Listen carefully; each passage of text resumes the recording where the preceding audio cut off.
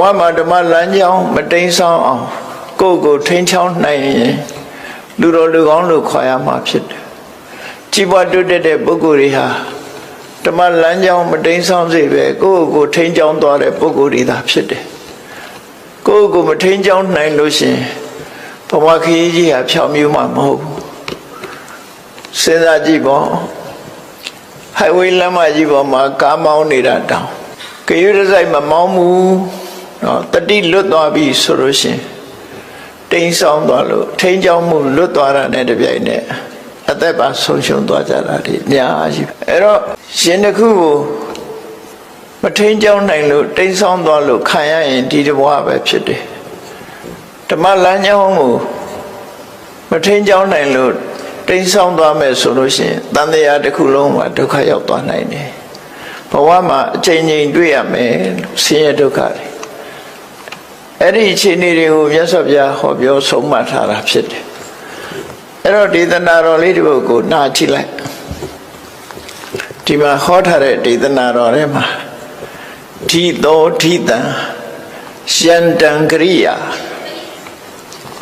ဓိသောဆိုတာလူဆိုးတယောက်လူဆိုးဆိုတာ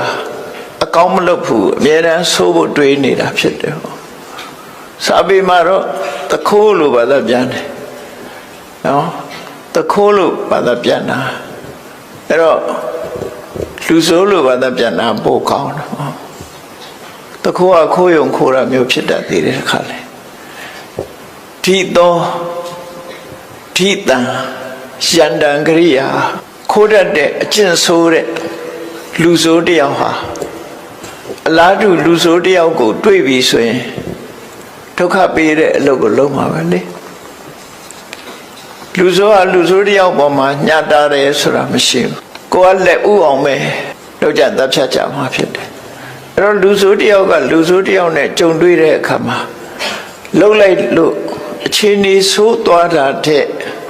ပို့ပြီးအခြေအနေဆိုးနိုင်တာကကိုယ့်ရဲ့နှလုံးထဲမှာဖြစ်တဲ့ကိုယ်စိတ်ကိုမထိန်းနိုင်တဲ့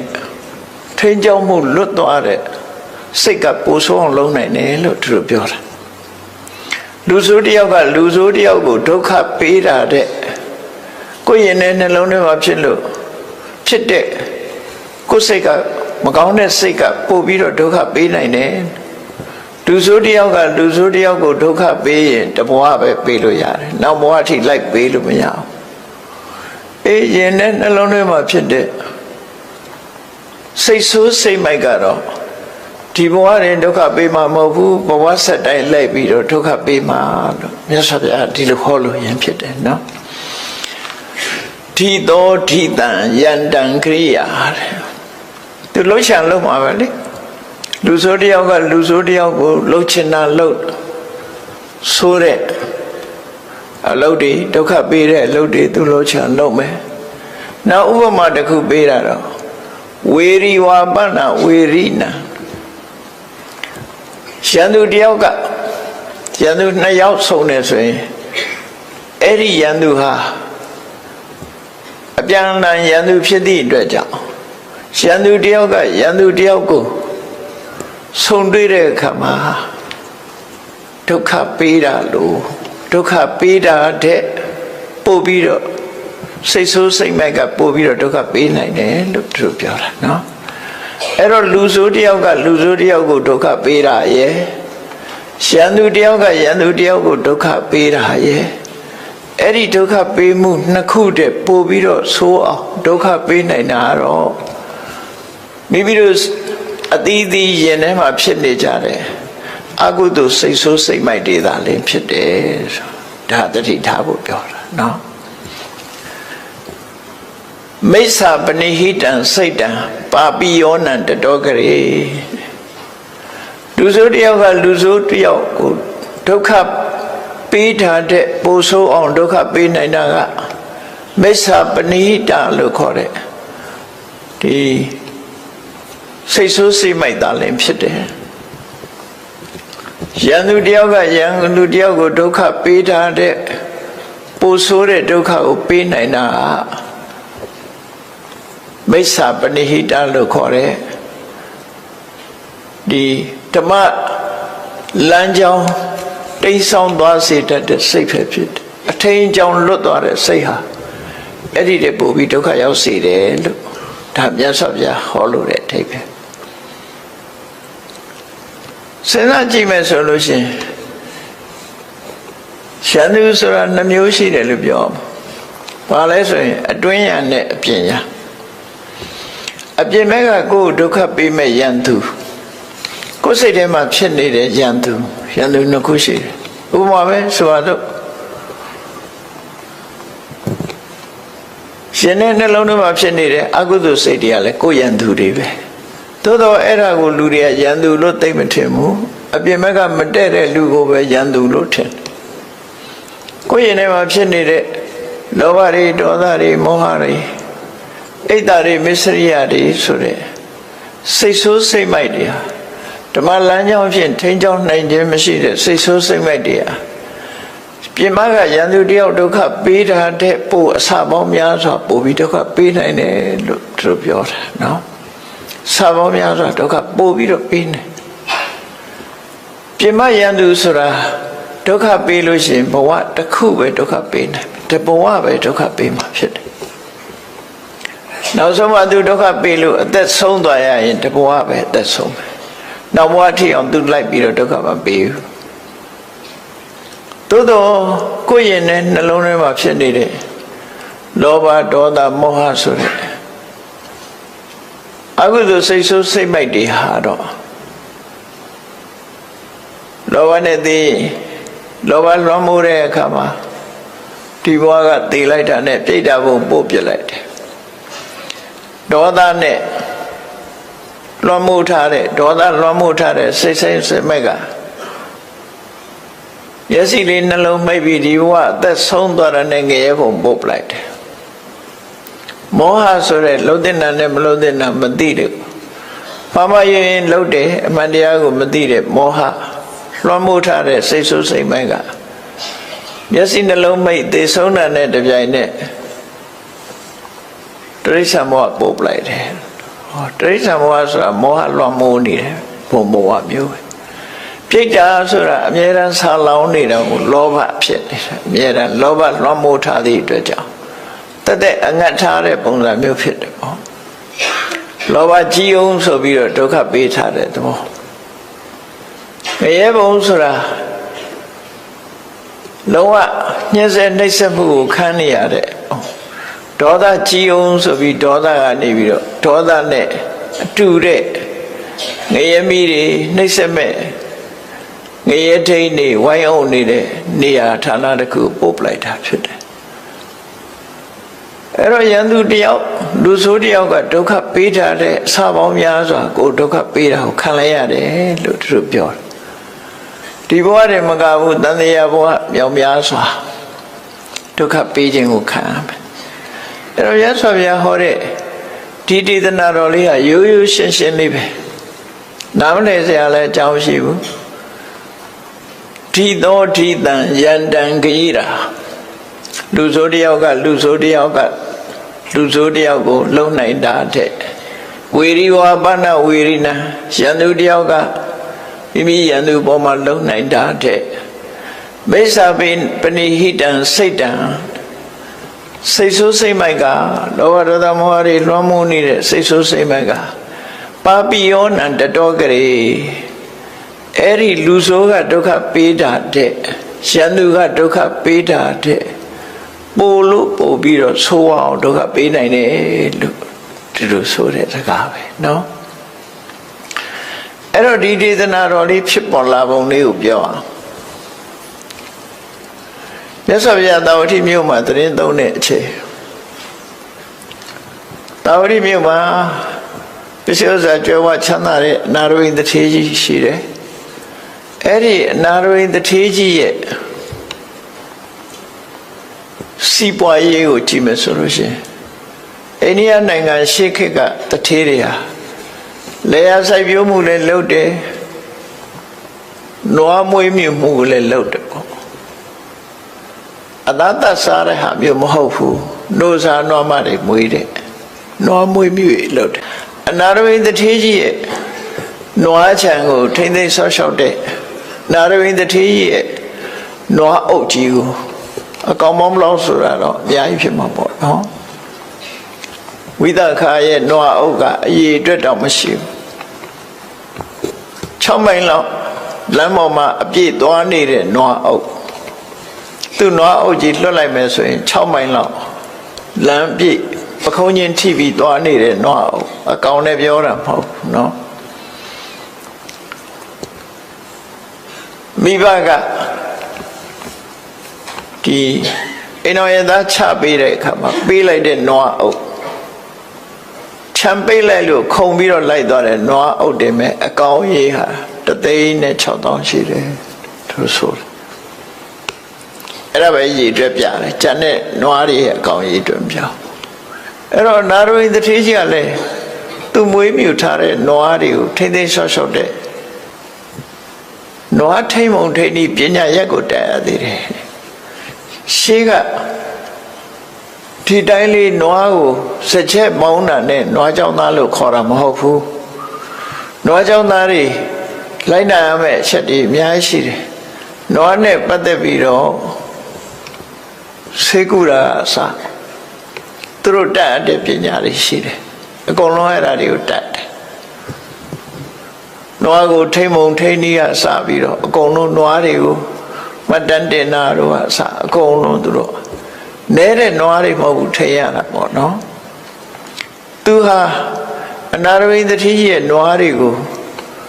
သူ့အောက်ကလည်းလူတွေအများကြီးရှိမှာပေါ့အုပ်ချုပ်ပြီးတော့ထိမ့်သိမ်းဆော့ရှော့ရတဲ့ရွာကြီးမြို့ကြီးလောက်နေရာကြီးတစ်ခုမှာထိမ့်သိမ်းဆော့ရှော့တဲ့ချမ်းသာကြွယ်ဝတဲ့လူတယောက်တဲ့သူ့နာမည်ကနန္ဒာ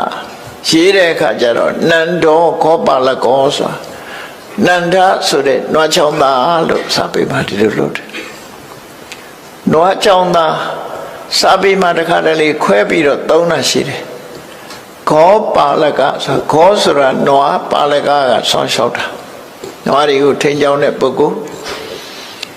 ခောပဆိုတဲ့စကားလုံးရှိသေးတယ်ခောပါလကနဲ့ခောပနဲ့ဘာကွာတော့ဆိုလို့ရှိရင်သူများနွားကိုအငှားကြောင်းရတဲ့လူကိုခောပါလကလို့ခေါ်ပြီးတော့ကိုနာကို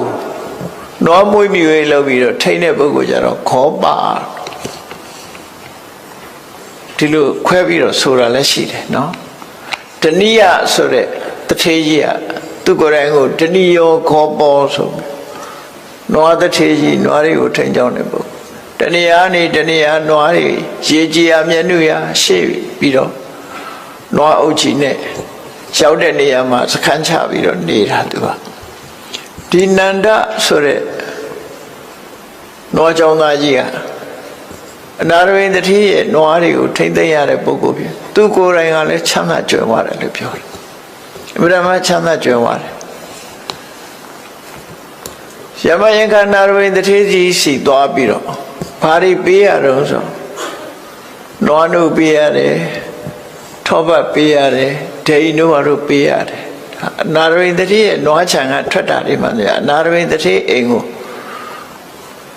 သွင်းရတာပေါ့သူကတော့အမြဲတမ်းချမ်းသာကြွယ်ဝတယ်သူကနောက်ပိုင်းမှာ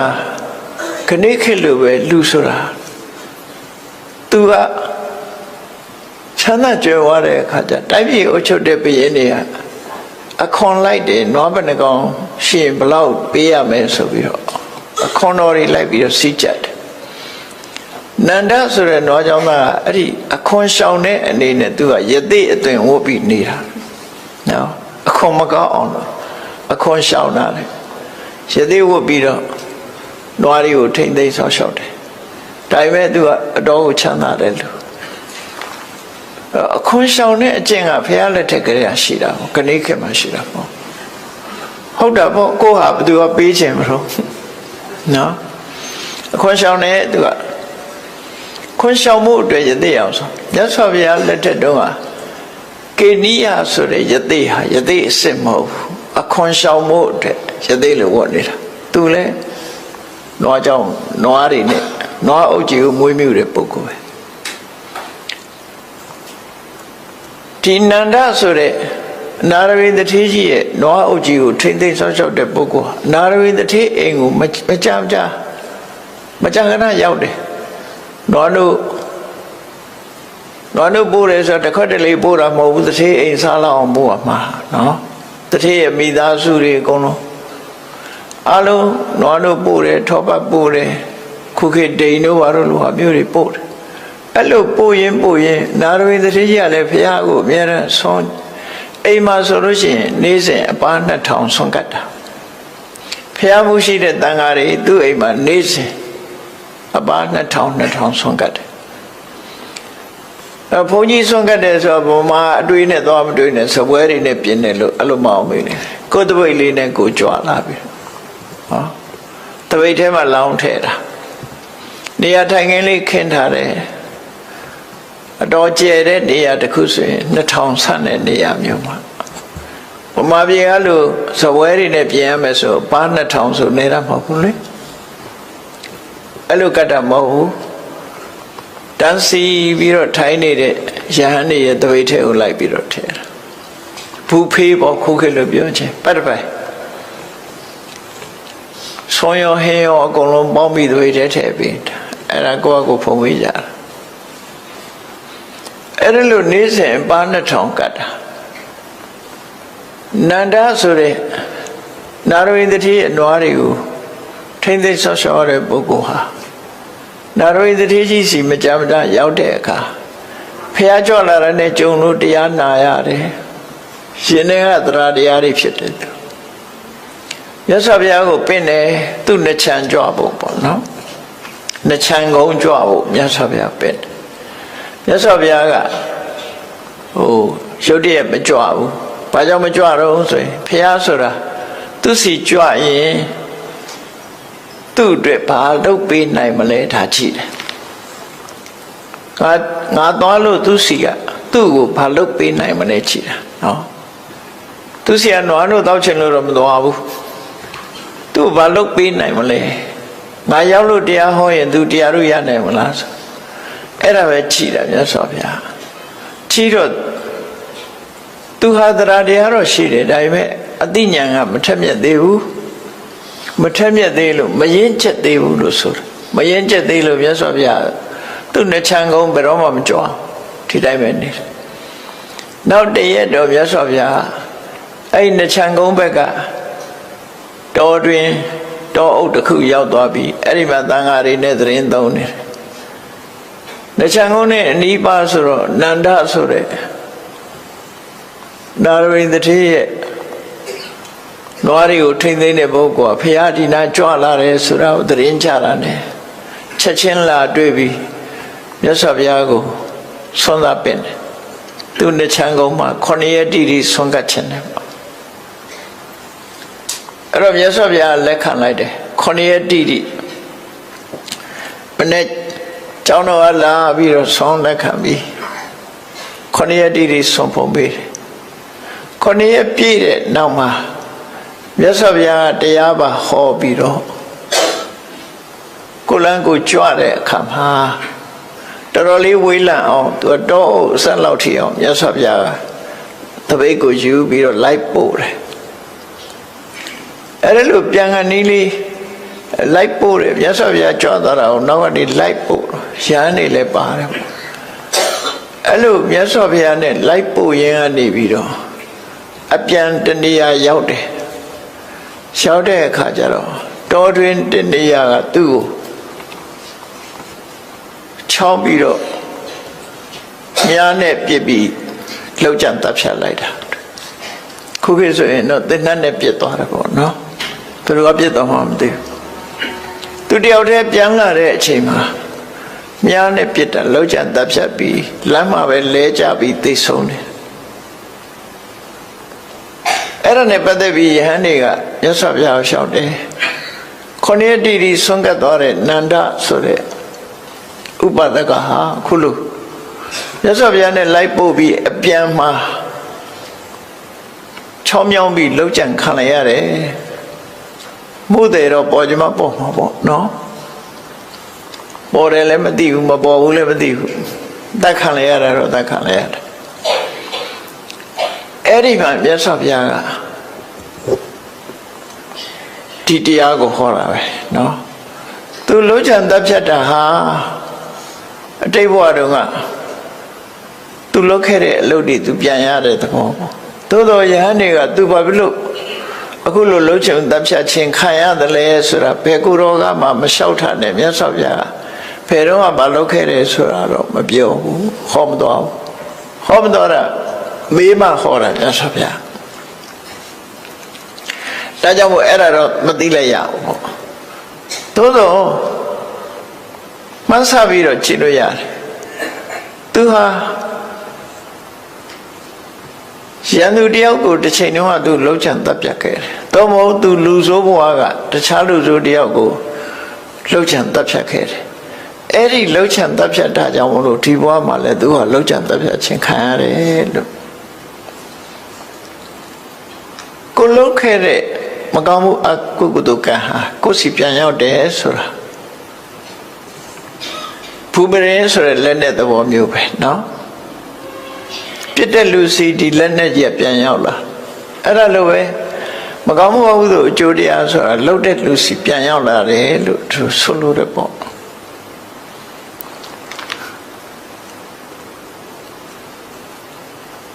ကောင်းတာတွေလှုပ်သွားရခြင်းဟာသူ့ဘဝမှာတော့အမြတ်ပဲသို့တော့အကြောင်းမဲ့တော့သူကလှုပ်ချန်တပ်ဖြတ်တာခံရတာမဟုတ်ဘူးသူလှုပ်ခဲ့တဲ့အကုသိုလ်ကံကြွေးကိုပဲသူဆက်ရတာဖြစ်တယ်ရှင်မမောဂလမထေရကြီးတောင်မှအကျွေးဆက်ရတယ်လေတစ်ချိန်တုန်းကမိဘနှစ်ပါးကိုသူလှုပ်ချန်တပ်ဖြတ်ခဲ့တယ်အဲ့လိုလှုပ်ချန်တပ်ဖြတ်ခံ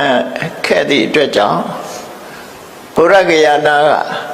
ကာလတိလာဆိုတဲ့ကြောက်တောင်တပါးတဲ့နေတဲ့အချိန်ခိုးသား900ဝိုင်းပြီးတော့ရှင်မမောဂလန်ကိုဝိုင်းပြီးတော့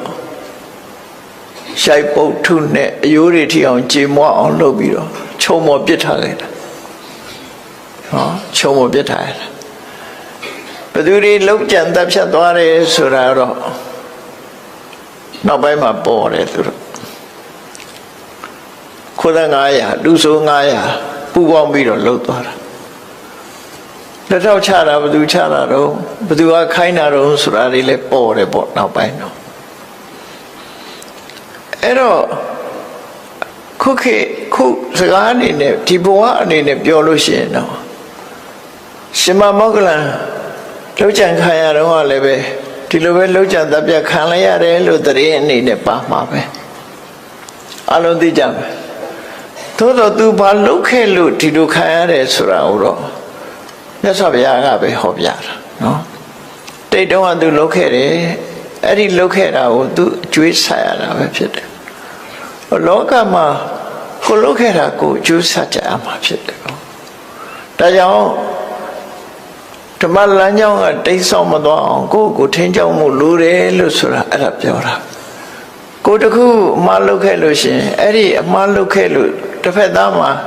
ဒုက္ခရောက်သွားပြီဆိုလို့ရှင်အဲ့ဒီဒုက္ခကိုစီပြန်ရောက်လာမှသိချတယ်ပေါ့အဲ့ဒါကိုမြတ်စွာဘုရားဟောတာထိသောထိတံယန္တံကိရာဝေရိဝါပနဝေရိနံလူဆိုတယောက်ကလူဆိုတယောက်ကိုဒုက္ခပေးနိုင်တာတဲ့ရန်သူတယောက်ကရန်သူတယောက်ကိုဒုက္ခပေးတာတဲ့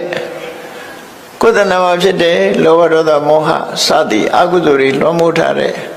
မကောင်းတဲ့စိတ်ဓာတ်ကပို့ပြီးတော့ဒုက္ခပေးနိုင်တယ်တဲ့အဲ့ဒါကိုသတိထားရမယ်လို့သူဆိုလို့တယ်နော်ရသော်ဘုရားရဲ့ဆုံးမတရားတော်တွေဟာစိတ်ကိုဗဟုပြုပြီးဆုံးမတာဖြစ်တော့ကြောင့်ကိုယ်စိတ်ကိုထိမ့်သိမ့်နိုင်ရမယ်မကောင်းတဲ့ဘက်မရောက်အောင်ကိုယ်ထိမ့်သိမ့်နိုင်ရမယ်လို့ဆိုအဲ့ဒီထိမ့်သိမ့်တဲ့နည်းတွေကိုလည်းပဲမြတ်စွာဘုရားဟောထားတာပဲမထိမ့်သိမ့်ဘူးဆိုလို့ရှိရင်လွန်ကျူးမှုထီအောင်ဖြစ်သွားဆိုပါစို့လိုချင်စရာအာယုန်နဲ့တွေ့ပြီဆိုရင်လိုချင်စိတ်ကဖြစ်လာမှာပဲမုန်းတိစရာအာယုန်နဲ့တွေ့ရင်အမုန်းစိတ်ကဖြစ်လာတာပဲအမှန်စဉ်းစားလို့မသိနိုင်တဲ့တွေးဝေးစရာအာယုန်နဲ့တွေ့ရင်လည်းခေါင်းကုပ်စဉ်းစားတာဖြစ်လာမှာပဲမသိတဲ့ဟာဖြစ်လာ အဲ့ဒါလို့ဖြစ်လာလို့ရှိရင်အဲ့ဒီအချိန်မှာအကောင်အထည်မဖော်မိအောင်တွေးတဲ့အဆင့်မှာပဲရဆိုင်ဖို့လိုအပ်တယ်တွေးတဲ့အဆင့်မှာရဆိုင်ပြီးနှုတ်ကထုတ်ပြောတာအထီအောင်မလုပ်ဘူးကိုယ်ဒီလက်ရောက်အကောင်အထည်ပေါ်တာမလုပ်ဘူးဆိုလို့ရှိရင်အပြစ်သက်သာသွားမယ်သူဆိုလို့ပေါ့နော်အဲ့ဒီအချိန်မှာထိန်းရမှာစိတ်ကိုထိန်းလိုက်တယ်ဒီတဲ့ထိန်းနိုင်ရင်ကတော့လောဘဖြစ်လာရင်ဖြစ်တဲ့လောဘကိုသာထိန်းလိုက်တယ်ဒေါသဖြစ်လာရင်ဖြစ်တဲ့ဒေါသကိုသာချိုးနှိမ်လိုက်တယ်မောဟဖြစ်လာရင်တခဏလေးပဲချိုးနှိမ်ပြလိုက်တယ်ဖြစ်မှန်းတောင်လူမသိအောင်ထိမ့်သိမ့်မျိုးသိမ့်နိုင်တယ်မျိုးသိမ့်နိုင်ရင်သူတော်ကောင်းလို့ခေါ်တာမမျိုးသိမ့်နိုင်တာကိုလူတွေကမမျိုးသိမ့်နိုင်တဲ့အတွက်ကြောင့်အ ਨੇ ဆုံးတော့ဆဲလိုက်ရမှရှင်တွေကခြောင်သွားတော့ဒေါသဖြစ်ရင်ဆဲလိုက်ကြတာပဲလေအဲ့ဒါလို့ဖြစ်တယ်အဲ့ဒါမမျိုးသိမ့်နိုင်လို့ဖြစ်တာနော်မျိုးသိမ့်နိုင်မဲ့ဆိုလို့ရှိရင်သူမတောင်မှမသိလိုက်ရဘူးဒေါသဆိုတာအစနဲ့ပေါက်ကွဲတာလောဘလည်းထို့တူပဲမောဟလည်းဒေါသကအစနဲ့ပေါက်ကွဲတာပထမဆုံးရှင်တွေကဒေါသဖြစ်လာပြီဆိုမျက်နှာကြောလေးတင်းလာမျက်ထောက်ကလေးနေလာတယ်အဲ့ဒါလောက်တည်းမျိုးသိလိုက်ပြီဆိုရင်ပျောက်သွားပြီသူမသိလိုက်ဘူးဘေးကလူတော်သိမသိအောင်မျက်ကြောလေးတင်းသွားတာလေးကိုပြန်ပြီးထိန်းလိုက်တယ်တချို့ကြတော့အဲ့ဒါလောက်နဲ့မရက်တဲ့အခါပစုပါဇက်ကလှုပ်နဲ့ဆဲဖို့ပြန်လာတယ်ဟာအဲ့ဒီနေရာလေးမှလည်းရဆိုင်ခိုင်းလို့ရတယ်အဲ့ဒီမှာမမျိုးသိမ့်နိုင်ဘူးဆိုရင်ထဆဲပြီသို့တော့ဆဲလိုက်လို့အာရလို့ရင်ထဲကပေါ့သွားပြီဆိုရင်တော့သူကဒါနဲ့ပဲကျေနပ်သွားတယ်ရှေ့ဆက်မလားအဲ့ဒါလောက်နဲ့မကျေနပ်လို့ရှိရင်ဒုတစ်ပြည့်ဓာတ်တစ်ပြည့်ဖြစ်လာနော်အဲ့ဒီအချိန်လေးမှာမထိန်နိုင်တော့ဘူးဆိုသွားရောရာဇဝမှုနောက်ဆုံးသူများကိုလည်းတတ်တယ်ကိုယ့်ကိုယ်လည်းတတ်တယ်ဆိုအစဉ်ရောက်သွားဒေါသဟာအစဉ်စဉ်ပေါက်ကွဲတာဖြစ်တယ်လောဘလည်းတို့တူပဲပေါက်ကွဲလာတတ်တဲ့သဘာဝတရားတွေကိုအာယုံစိုက်ပြီးတော့ကိုယ့်ကိုထိမ့်သိမ်းဆော့ရှောင်နေရအဲ့ဒီလိုမထိမ့်သိမ့်မဲနဲ့ပြစ်ထားတာကိုမိစ္ဆာပနိဟိတလို့ခေါ်တယ်ကိုယ်စိတ်ကိုမထိမ့်မဲနဲ့ထားလို့ရှိမှန်မှန်ကန်ကန်မစင်စားပဲနဲ့ဒေါသကိုမြောက်ပေးတဲ့စဉ်းစားမျိုးမစဉ်းစားရအောင်ငါတို့ကမဟုတ်မခံဘူးကွာဆိုတဲ့ဟာမျိုးမတွေးရဘူးနော်မဟုတ်လေတိခဏအောင်ခံမယ်ဆိုတဲ့အတွေးပဲတွေးရအောင်ငါတို့ကမဟုတ်မခံဘူးဟုတ်ရင်တော့ခံရလားဆိုဟုတ်ရင်သားမခံသေးပြောတော့လူတွေကမဟုတ်မခံဟုတ်ရင်ရောဆိုတော့ဟုတ်ခံဟုတ်လည်းမခံဘူးဟုတ်လည်းမခံဘူးမဟုတ်လည်းမခံဘူးနားတော့ကောင်းတော့မဟုတ်မခံပေါ့အဲ့ဒါလို့ဖြစ်တယ်အဲ့ဒါလို့ထိမ့်သိမ်းဆော့ရှော့ရမယ်ထိမ့်သိမ်းဆော့ရှော့မှုမပြုတ်လို့ကာယကမြောက်ဝစီကမြောက်လွန်ကျွမိသွားပြီဆိုရင်ဒီအပြစ်တွေဟာဟိုကိုယ်စီပြန်ရောက်လာတော့မှာပဲကိုလုံးလိုက်တဲ့အပြစ်တွေကကိုယ်စီပြန်ရောက်လာဒီလိုမြတ်စွာဘုရားဟောခဲ့တာဖြစ်တယ်နော်ဒီဒေသနာတော်ကိုဟောလို့သဘောကျပြီးကိုယ့်ကိုထိမ့်သိမ်းဆော့ရှော့သွားကြလို့ရှိရင်တကယ်လူတော်လူကောင်းပဲဖြစ်မယ်ပေါ့အဲ့တော့ကိုယ်စိတ်ကိုထိန်းရမယ်ဆိုတဲ့သဘောကိုမြတ်စွာဘုရားသူများကိုထိန်းသိမ်းတာတဲ့ကိုယ်စိတ်ကိုထိန်းသိမ်းမှုလိုအပ်တယ်ဆိုတာဟောပြမယ်ဖြစ်တယ်နောက်ဒေသနာတော်တစ်ပုဒ်ကိုကြည့်ကြအောင်ဆိုနတ္တမာတာပိတာကယေရာဝိအညေဝါပိစညာတကာသမ္မာပဏိတံစိတ်တံသေယသောနံတတောကရေတဲ့ဒါတော့သမ္မာပဏိဟိတဆိုကိုယ်စိတ်လေးကိုကောင်းအောင်ထားနိုင်ပြီဆိုလို့ရှိရင်တဲ့အဲ့ဒီကောင်းကောင်းပြုပြင်ထားတဲ့စိတ်လေးဘလို့ကောင်းကောင်းပြုပြင်ထားတာတော့ဆိုဟိုဒေါသထွက်ရင်လည်းဒေါသကိုထိန်းလိုက်တယ်အေးဒေါသထွက်နေတော့ဘာကျိုးရှိမှာတော့ဒေါသဆိုးကျိုးကိုပေးရတယ်တော့အကုသိုလ်ဖြစ်အောင်မလုပ်နဲ့ကိုယ့်အကိုနော်လောဘဖြစ်လာလို့ရှိရင်လည်းလောဘကိုစဉ်းစားဆင်ញဉာဏ်နဲ့ထိန်းနိုင်တယ်မောဟဖြစ်လာလို့ရှိရင်လည်းပျောက်ကင်းအောင်ထိန်းသိမ်းအဲ့ဒါလို့ထိန်းနိုင်လို့ကောင်းသွားတဲ့စိတ်ကလေးဟာတဲ့နတ္တမာတာပိတာကိရာအမေဖေကလုတ်ပေးနိုင်တာတဲ့နော်အမေဖေလုတ်မပေးနိုင်တာတွေထောင်ပေးနိုင်တယ်လို့ဒီစိတ်ကပေးနိုင်အမေဖေကမပေးနိုင်တဲ့စိတ်စိမ်ချမ်းသာတောင်ဒီ ကိုယ့်ကိုထိမ့်သိမ့်လိုက်တဲ့စိတ်ကောင်းလေးကပေးနိုင်တယ်ဖန်တီးပေးနိုင်တယ်အင်ကြီးဝါပိဿညာတကဆွေတွေမျိုးတွေကကိုယ့်အကောင်းဆုံးဖြစ်အောင်ကိုယ်မလုပ်မပေးနိုင်ပေမဲ့ဟောဒီစိတ်လေးကလုပ်ပေးနိုင်တယ်လို့တမ္မာပဏိတံစိတ်တံတေယသောနံတတော်ကလေးအမေဖေကပေးတာတဲ့ပိုကောင်းတယ်ပိုကောင်းတဲ့အဆင့်ကိုပေးနိုင်တယ်ဆွေတွေမျိုးတွေကကုညီနိုင်တာတဲ့ပေးတဲ့အရာတဲ့ကိုပို့ပြီးတော့ကောင်းအောင်ပေးနိုင်တယ်လို့သူဆိုလို့တယ်ပေါ့အဲ့ဒါနဲ့ပတ်သက်ပြီးတော့ဘာအကြောင်းကိုခေါ်တာလဲဘာကြောင့်ဒီစကားကိုခေါ်တာလဲဒီကထာလေးရဲ့ဓမ္မရတ္တကိုနားလည်ထားဖို့နော်ရသော်ပြပြောတဲ့စကားခေါ်ကြတဲ့ဆုံးမတာလေးကိုနားလည်ထားဖို့တမ္မာပဏိဟိတဆိုတဲ့စိတ်ရဲ့တန်ဖိုးကိုမြတ်စွာဘုရားဟောတာနော်အမေဖေလုံးမပေးတာတောင်အမေဖေလုံးမပေးတာလုံးမပေးနိုင်တာတောင်ဒီစိတ်ကလုံးပေးနိုင်တယ်ဆွေတွေမျိုးတွေမကူညီနိုင်တဲ့အရာတောင်သူကကူညီပေးနိုင်တယ်လို့ဆိုလိုတယ်အဲ့တော့ဒီတရားကိုမြတ်စွာဘုရားဟောတာအကြောင်းတစ်ခုကြောင့်ဟောတာပဲဖြစ်တယ်ဘာလဲလို့ဆိုလို့ရှိရင်ဒီဇလန်ထဲမှာလည်းအဆိုးလည်းပါတယ်အကောင်းလည်းပါတယ်ဒီဇလန်လေးဖြစ်ပေါ်လာပုံလေးကဘာတော့ဆိုရင်တောဝတိမျိုးနဲ့အလှမ်းกว่าတဲ့နေရမှာသောရိယဆိုတဲ့မြို့လေးတစ်မြို့ရှိတယ်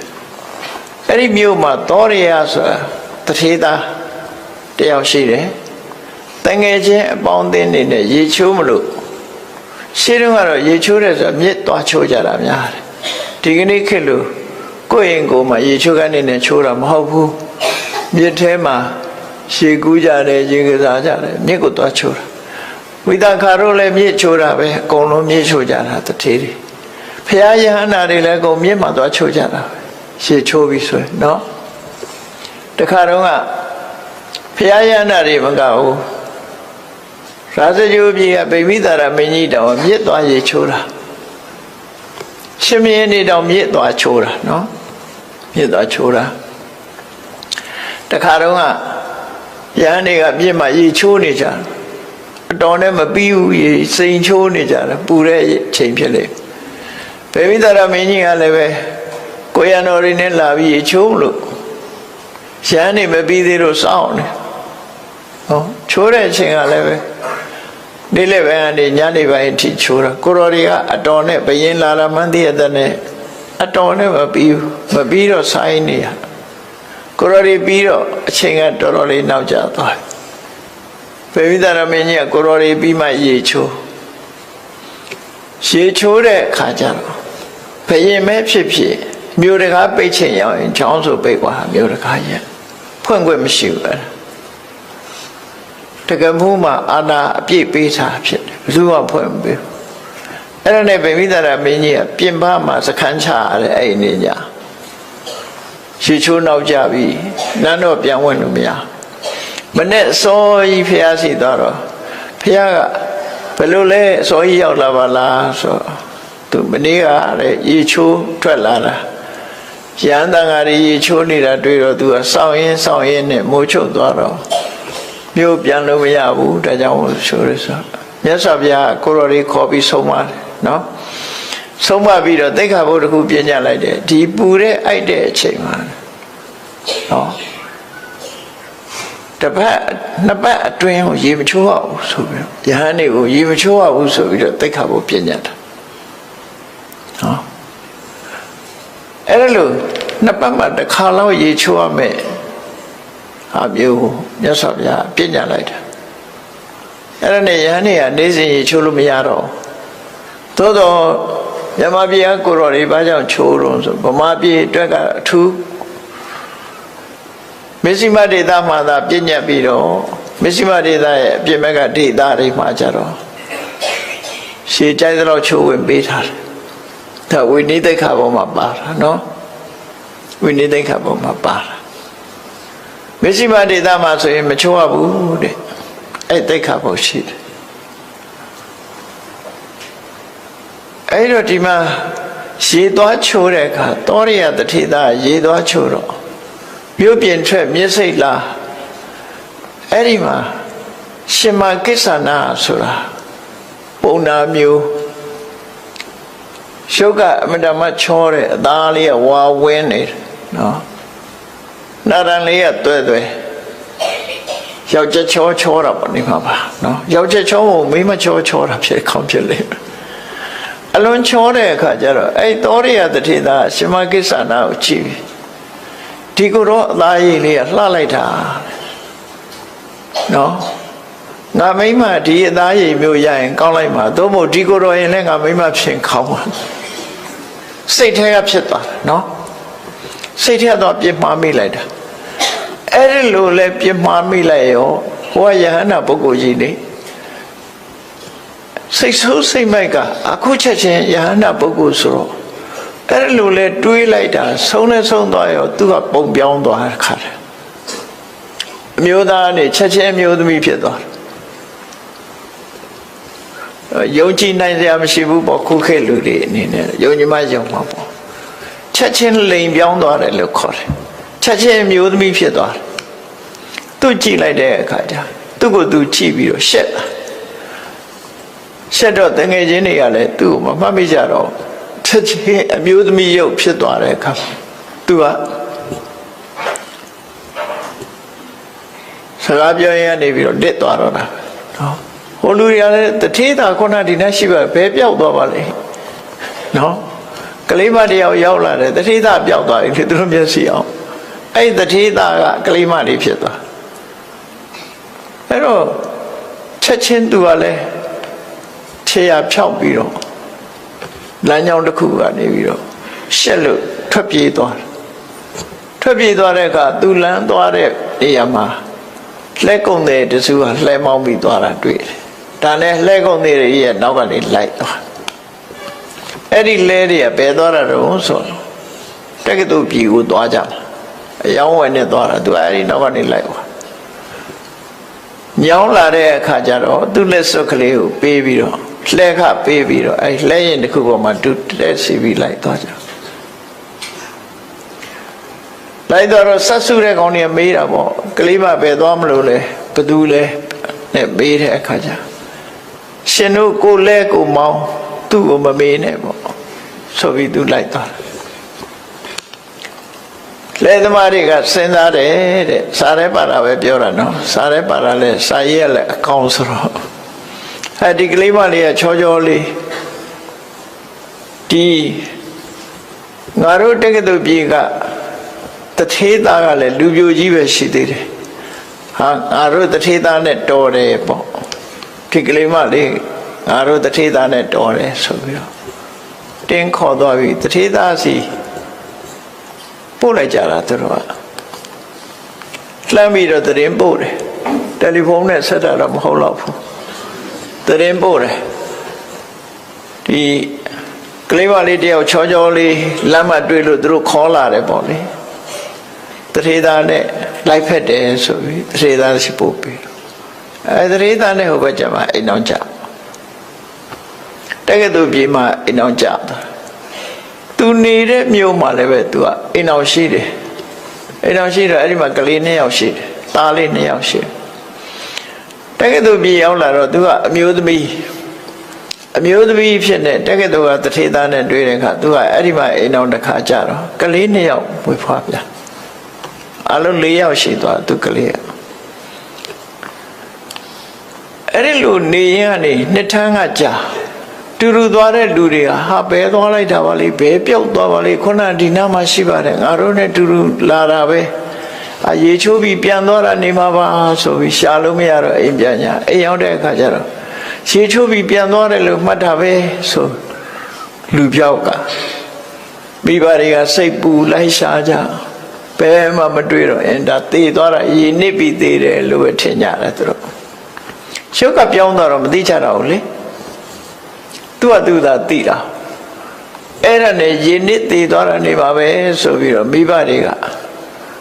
အမြတ်တမ်းတွေပါတွေဝေကုသကောင်းမှုတွေပြုပြီးမြတ်ဝေလိုက်ကြတာသူကတော့တက္ကသိုလ်ပြေရောက်ပြီးတော့တထေးကတော့ဖြစ်တယ်အဲ့ဒါလို့သားသမီး2ယောက်ရောက်တဲ့အချိန်လေးမှာ အဲ့ဒီသောရိယကကုံတယ်တွေသူတငယ်ချင်းကုံတယ်တွေကဒီကိုရောက်လာကြဗျာတက္ကသိုလ်ကိုရောက်လာသူကလေသာပြေတိုင်းကနေရက်ချိလိုက်တဲ့အခါသူတငယ်ချင်းသူမှတ်မိတော့သူအိမ်ကအမျိုးသမီးအစေပါးတွေကိုလွတ်ပြီးတဲ့အခါကျခေါ်ခိုင်းပြီးတော့ဝကြိုးငယ်ပြုတ်တရင်တနည်းကြီးသူကကျွေးရမွေးဟိုလူတွေကမှမှတ်မိဘူးသူကပဲမှတ်မိတယ်ဘယ်မှတ်မိမှာတော့သူကဟိုတုန်းကတထေသားအခုကအမျိုးသမီးဖြစ်နေတာမမှတ်မိအေးအဝတ်တွေပြုတ်ပြီးတဲ့အခါကျစကားထိုင်ပြောကြစကားထိုင်ပြောတော့ဟိုလူတွေကအံ့ဩပြီးမေးတာပေါ့ခင်ဗျားကျွန်တော်တို့ကိုသိသလားလို့ဆိုသိပါတယ်တရင်တနည်းကြီးဘယ်မှာသိတာတော့နဲ့စကားဆက်ပြီးတော့ပြောရင်ကနေသူကမေးတယ်အဲ့သောရိယမှာတထေးကြီးဥပဒုပဲဝါနေကောင်းလာမေးတယ်နောက်တထေးသားသူတို့မှသားတစ်ယောက်ရှိတယ်အဲ့သူရောဘယ်လိုတော့ဆိုမေးလိုက်တဲ့အခါကျမမေးပါနဲ့သူ့အကြောင်းတော့မေးတယ်ငါတို့နဲ့တူတူရေချိုးသွားတာနေပျောက်သွားလိုက်တာဘယ်ရောက်သွားမှန်းကိုမသိတော့ဘူးပေါ့နော်မမှတ်မိကြတော့ငါတို့နဲ့ရေချိုးတူတူသွားရင်ကနေပျောက်သွားတာရေထဲနစ်သွားတယ်ထမတယ်သူ့မိဘတွေကတော့အမြတ်တမ်းပေးဝေတာတွေလှုပ်ပြီးသွားပြီပေါ့ဆိုတော့အဲ့ဒီပျောက်သွားတယ်ဆိုတဲ့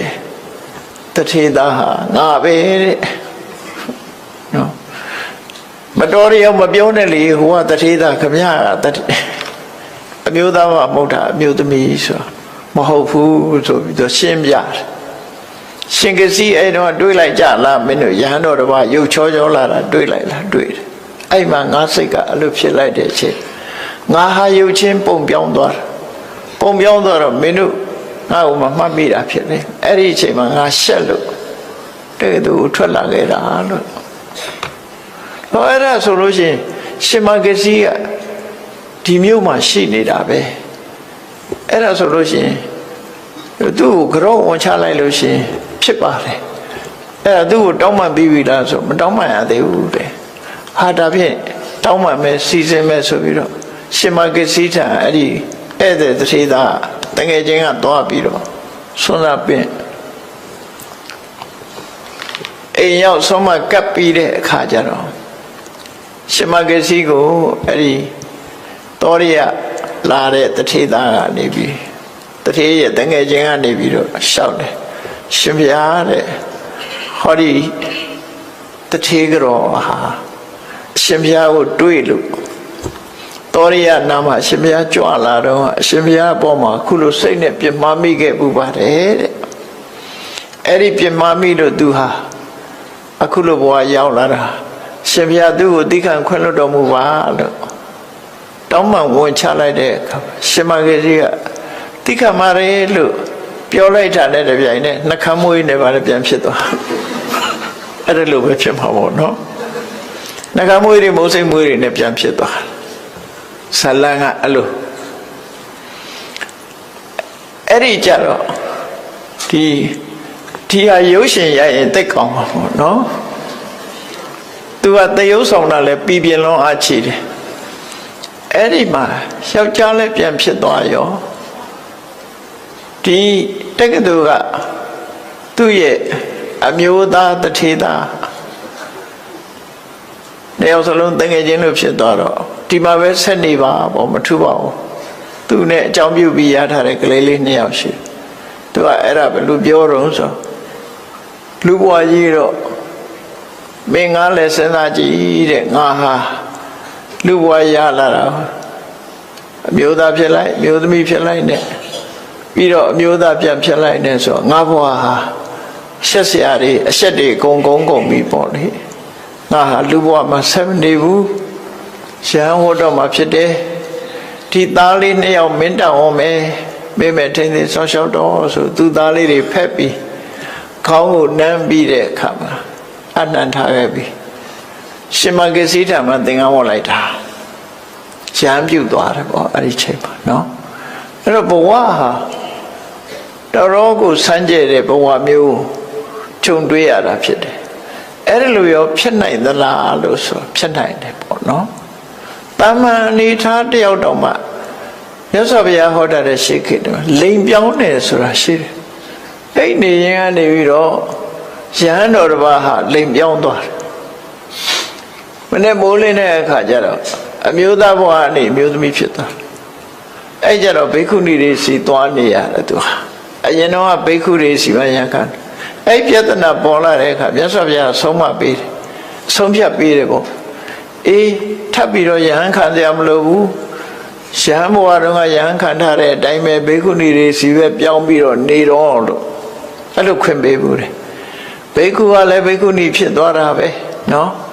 လိမ်ပြောင်းသွားတာမျိုးတွေဖြစ်တတ်တယ်တဲ့ဒီသတိသားကတော့အမျိုးသားဘဝနဲ့အမျိုးသမီးဖြစ်တောင်းမှလိုက်တဲ့အခါကျတော့အမျိုးသမီးဘဝနဲ့အမျိုးသားပြန်ဖြစ်ဒီလိုပြန်ဖြစ်တာလောကကြီးဟာလူရဲ့စိတ်ကြောင့်ပြောင်းလဲမှုတွေဆိုတာဖြစ်နိုင်တယ်ဆိုတဲ့အကြောင်းအမျိုးသားတန်တရားမှာတော့အမျိုးသားကြီးပဲဖြစ်ဖူးတယ်အမျိုးသမီးမဖြစ်ဖူးဘူးဆိုတော့လူမရှိဘူးတဲ့အမျိုးသမီးကြီးပဲဖြစ်ပြီးအမျိုးသားမဖြစ်ဘူးဆိုတာလည်းမရှိဘူးအဲ့တော့အမျိုးသားလည်းဖြစ်ဖူးကြတယ်အမျိုးသမီးလည်းဖြစ်ဖူးတယ်ဒီလိုရှိတယ်ဒါဖြင့်ဘာကြောင့်ဒီအမျိုးသားဖြစ်ပါလေနဲ့ဘာကြောင့်အမျိုးသမီးဘဝရောက်တယ်လဲဆိုလို့ရှိရင်အိမ်တော်ကြီးဖောက်ပြန်တဲ့လူတွေဟာအမျိုးသမီးဘဝကိုရောက်သွားတတ်တယ်တို့ဆိုလို့တယ်နော်အဲ့လောက်ဆိုသဘောပေါက်ပြီအိမ်တော်ကြီးဖောက်ပြန်တဲ့လူတွေဟာအမျိုးသမီးဖြစ်သွားနိုင်တယ်ရှင်အနန္ဒမထေရဟာရွှေပရိသတ်ဘဝမှာအိမ်တော်ကြီးဖောက်ပြန်မှုတွေသူတော်ဘာရဲ့အိမ်တော်နေနဲ့လွန်ကျူးမှုတွေလုပ်သည့်အတွက်ကြောင့်ပရဒ္ဓရကံလို့ခေါ်တယ်ပေါ့သူတော်ဘာတာမယာနဲ့ပြစ်မှားတဲ့ပုဂ္ဂိုလ်ဟာရှင်အနန္ဒကိုယ်တိုင်ကတန်တရားထဲမှာဒီပြစ်မှုကိုကျူးလွန်ခဲ့ဘူးတယ်ကျူးလွန်ခဲ့သည့်အတွက်ကြောင့်ငရဲကြတယ်ငရဲကြပြီးငရဲလွတ်လာတဲ့အခါမှာအမျိုးသမီးဘဝ14ဘဝဖြစ်ခဲ့တယ်နော်ရှင်အနန္ဒအမျိုးသမီးဘဝ14ကခုနှစ်ဘဝကြတော့အမျိုးသားဖြစ်တဲ့အခါမှာသင်္ကွက်ချင်းခံရတယ်သူဆိုလို့အဲ့လိုဒုက္ခပေးတာခါအဲ့မျိုးသမီးတွေကရောအမျိုးသားဖြစ်ခွင့်မရှိဘူးလားဆိုဖြစ်ခွင့်ရှိတယ်အမျိုးသမီးတွေကအမျိုးသားဖြစ်ချင်တယ်ဆိုလို့ရှိရင်တဲ့အမျိုးသမီးဘဝစိတ်ကုန်တာဖြစ်ရမယ်အမျိုးသားဖြစ်ချင်တဲ့ဆန္ဒရှိရမယ်ရှိပြီးတော့ကုသိုလ်ကောင်းမှုလုပ်ပြီးတော့ဆုတောင်းမယ်ဆိုရင်အမျိုးသားဖြစ်တယ်ဒီလိုဆိုလို့တနည်းအားဖြင့်လဲကိုယ်မှာအိမ်တော်ရှိတယ်ဆိုလို့ရှိရင်အိမ်တော်ဘက်အမျိုးသားအပေါ်မှာရှိုးရိုးသေးသေးဆက်ဆံပြီးတော့ကုသိုလ်ကောင်းမှုလုပ်လို့ရှိရင်လည်းပဲအမျိုးသားဘဝရတယ်လို့စာထဲမှာဒီလိုရေးထားနော်မျိုးသားဘဝရတယ်လောကဓိဋ္ဌိကျမ်းမှာလည်းပဲဒီတိုင်းဆိုထားတာလေးတွေရှိတယ်ပေါ့ရှေးခေတ်ကတော့လောကဓိဋ္ဌိသင်ကြတယ်ပေါ့ခဏခေတ်မှာတော့မသင်အဲ့ဒါလို့မိမိရဲ့စိတ်ပေါ်မှာမူတည်ပြီးတော့ဖြစ်တာဖြစ်တယ်ပေါ့ကိုဖြစ်ချင်တာကိုဖြစ်လို့ရတာကိုယ့်ရဲ့စိတ်ကောင်းနှလုံးကောင်းပေါ်မှာမူတည်ရင်အကောင်းဖြစ်နိုင်တယ်မကောင်းတဲ့စိတ်ကမကောင်းတဲ့ဘက်ကိုပို့နိုင်တယ်တဲ့ကောင်းတဲ့စိတ်နဲ့လုံးမယ်ဆိုရင်ကောင်းတာကိုပေးနိုင်အမေဖေတွေကချစ်လာပါတယ်ဆိုတဲ့သားသမီးကိုဝေကျေဒနာပေးနိုင်တယ်လုံးလုံးဝေကျေဒနာပေးနိုင်တယ်ချမ်းသာအောင်ထားနိုင်တယ်သို့တော့စကြဝဠာမင်းဘဝကိုသားသမီးကိုပေးလို့မရဘူးနတ်ပြည်ရောက်အောင်လည်းမလုပ်နိုင်ဘူးနိဗ္ဗာန်ရောက်အောင်လည်းလုပ်မပေးနိုင်ဘူးပညာတတ်ကြီးဖြစ်အောင်လည်းလုပ်မပေးနိုင်ဝိသခာရဲ့မိဘတွေဟာကြီးကြီးတက်နေအောင်ချမ်းသာတော့လည်းပဲပစ္စည်းဥစ္စာသာပေးနိုင်တာတခြားမပေးနိုင်ဘူးလို့ဆိုလို့တယ်အဲ့တော့မိဘတွေကလုပ်ပေးနိုင်တာအတိုင်းအတာတစ်ခုပဲဒါဖြင့်မိဘတွေတဲ့ပို့ပြီးတော့ကောင်းအောင်လုပ်ပေးနိုင်တာတော့ကိုယ့်ရင်ထဲနှလုံးထဲမှာဖြစ်တယ်စိတ်ကောင်းနှလုံးကောင်းပဲဖြစ်တယ်စိတ်ကောင်းနှလုံးကောင်းဆိုတာဘာတော့မေတ္တာနဲ့လွှမ်းခြုံထားတယ်နော် မေတ္တာနဲ့လွှမ်းခြုံထားတဲ့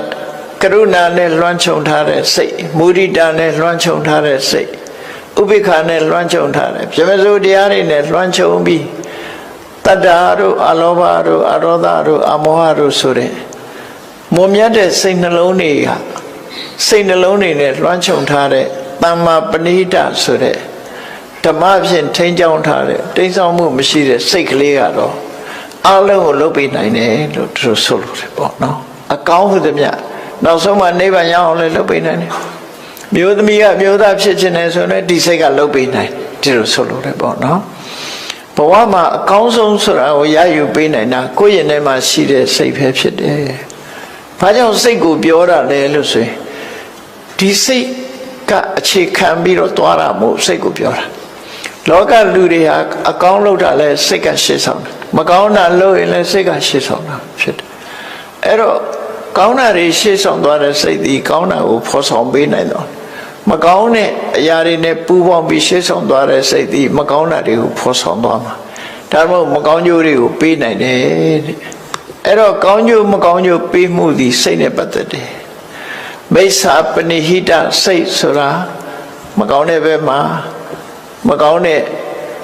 အရာတွေလွှမ်းမိုးထားတဲ့စိတ်ကိုမိစ္ဆာပဏိဟိတစိတ်လို့ခေါ်တယ်ကောင်းတဲ့အရာတွေလွှမ်းမိုးထားတဲ့စိတ်ကသမ္မာပဏိဟိတစိတ်လို့ခေါ်တယ်မိစ္ဆာပဏိဟိတစိတ်သည်ရန်သူတယောက်လူဆိုးတယောက်ဒုက္ခပေးတာတဲ့ပို့ပြီးဒုက္ခပေးနိုင်တယ်သမ္မာပဏိဟိတလို့ဆိုရဲစိတ်ကောင်းနှလုံးကောင်းသည်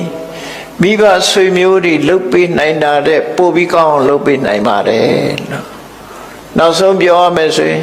ယန္တာဖြစ်အောင်လဲဒီစိတ်ပဲနော်ဘေစိကဘုရားဖြစ်အောင်လဲဒီစိတ်ပဲဖျားဖြစ်အောင်လဲဒီစိတ်ပဲတန်တရားဥဒ္ဒလွတ်ဖို့ရဆိုလဲဒီသမ္မာပဏိဟိတစိတ်ကိုယ်စိတ်ကိုကောင်းအောင်ထားနိုင်တဲ့အတိုင်းအတာတစ်ခုအရာအကျိုးကျေးဇူးတွေဟာရရှိကြမှာဖြစ်တယ်။ဒါဟာဓမ္မပဒဒေသနာမှာမြတ်စွာဘုရားဟောထားတဲ့ဒေသနာတော်နှစ်ပုဒ်ရဲ့ဓမ္မရတပဲဖြစ်တယ်ပေါ့။အဲ့ဒီဓမ္မရတကိုနာယူမှတ်သားပြီးမိမိတို့ဘဝမှာကိုယ်ရင်နဲ့နှလုံးထဲမှာရှိနေကြတဲ့ဒီစိတ်လေးကိုဓမ္မလမ်းကြောင်းတိမ်ဆောင်မသွားအောင်ထိန်ကြောင်ပြုပြင်ကြရမှာဖြစ်တယ်ဆိုတာကိုယ်စီသိရှိနားလည်ပြီးမြတ်ဗုဒ္ဓရဲ့အဆုံးအမတိုင်းကျင့်သုံးနေထိုင်နိုင်ကြပါစေကုန်သတည်း